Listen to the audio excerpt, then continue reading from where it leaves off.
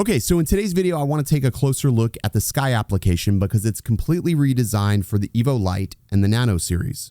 We're going to take sort of a deep dive. I'm going to show you what it has and what it doesn't have, and hopefully, possibly, maybe there will be some improvements later on down the road that will fix some of my complaints with it right now. Let's get started. What's good, everybody? Ken here. You're watching OriginaldoBo, and today we're taking a closer look at the Sky application. Now, it's important in this video to understand that this application is very, very juvenile at this point, so they could always add features that are missing or aren't present in this version right now. This is not the beta application. This is the one that I was able to download directly from the App Store. You can get it from Google Play, or you can get it from the Apple App Store. With that said, let's go ahead and dive into the application. So the app is pretty simplistic, I think, for the most part. On the left-hand side of the application, you have auto return to home and land. You have a gimbal pitch. So if I change the gimbal, you can see the pitch is changing. By default, it tells you the height and distance, and you can minimize the map. I'm not going to expand the map because, well, I don't want you to know where I'm at right now. Up at the top left-hand corner, you can change from sport mode, smooth, and standard. You'll see I'm also getting some warnings here. If you click on that warning, it will give you some information about the drone itself. Right now, I don't have an SD card in, so it's asking me to confirm if I want to switch. It also wants me to go ahead and calibrate it because, again, I'm inside, so GPS won't let me take off, and there's no vision position sensors. So just tapping anywhere will clear that notification. More towards the center, you'll be able to see your RC control link and your GPS, along with the battery life on your RC. To the right of that, you have the battery life for the drone itself, along with the estimated time that you're going to be able to fly. Right now, it's showing 29 minutes. It has been idling for a little bit now. You'll also see there's an obstacle avoidance logo here at the top. If you tap that logo, you can turn that obstacle avoidance on or off. When you switch to sport mode, it automatically goes off. You'll know that your obstacle avoidance is off because it is in orange. That will indicate that there is no obstacle avoidance front, rear, or beneath. Okay, let's talk about the options that you do have as far as modes on this. So if we go all the way to the top, you'll see that we have flick, which you can start a quick shot after you've taken off. I'm going to be doing a whole video on the flick, which is pretty cool because you have fadeaway, rocket, and orbit. So you have a couple of different options that are in here that you can choose from, similar to DJI. In the portrait mode, this is going to take advantage of the camera and that fourth axis. You can go ahead and take portrait shots, which I think is pretty incredible. You can do this in photo or video. So this is photo, and I can just go ahead and take a photo here, and we'll see what that looks like here. So that was a portrait shot. And sort of hard to see, but it definitely will be a lot taller when we take it off the SD card. It's hard to see in the app, but take my word for it, it is a taller shot. It's actually pretty interesting. In photo, you have zoom. You can go 1 times, 2 times, and you can even go 4 times, which is pretty crazy. And just sort of take a look at that detail. Actually, it's pretty damn decent, actually. So pretty cool. You can flip down the video. Now, the video mode that I have here, this is all automatic, so you don't choose anything. You just hit the record icon and go. It's really, really simplistic in the way it works. Beneath that, you have hyperlapse. You can do manual hyperlapse or a more of an orbit hyperlapse, and you can also set waypoints within the application to take the hyperlapse. So pretty cool if you're into that type of thing. You do have Pano. Pano has wide angle, landscape, portrait. So you have a whole slew of different options here, and we'll test those out later on down the road. In the night mode, which is probably one of the most interesting things, I did take some photos in this, and I thought it worked absolutely amazing. I don't know if you can see what's happening right now, but it's doing a really good job in the low light. If you flip over to video, you can see you have night, you have the standard, you have the night mode, and then you also have super night. And this is where it increases that ISO, expanded ISO to 48,000, which, like, all the night shots that I used looked really amazing. I don't have any complaints about the night shots. Beneath that, you have the Pro mode. So this is where you're going to be able to change your ISO manually. So if you want to jack this up to, 1600 ISO, and you want to take your aperture down to 2.8, and you want to bring your shutter down to 60.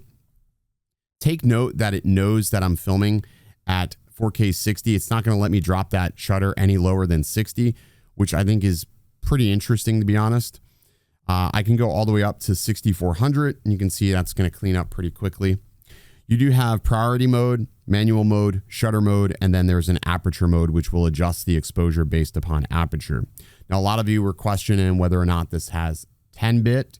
As of right now, there is nowhere in the application to toggle on anything HDR. If I click on the configuration for advanced settings on video, these are the only options you have. You can change your resolution. So you have 6K, 4K, 2K, 1080p, and then of course you can change your frame rates to those various options. So there is not even 24 frames per second in 4K, which is pretty strange. So if I go down to 6K resolution, there is no 24 frames per second right now. So if you were looking to do cinematic video, there's no 24 frames per second. So you have only 60 and 30 frames per second. Let's drop it down to 1080p.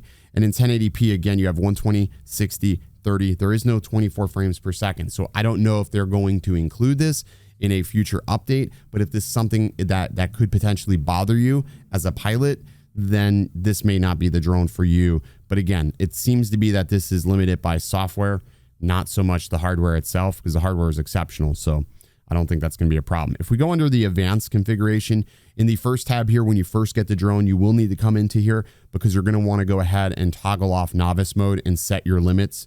I have my distance limit set to no limit, height set to the maximum, and then return to home is set to 613 feet. I was flying in the city, so I wanted my return to home taller than the tallest object around me.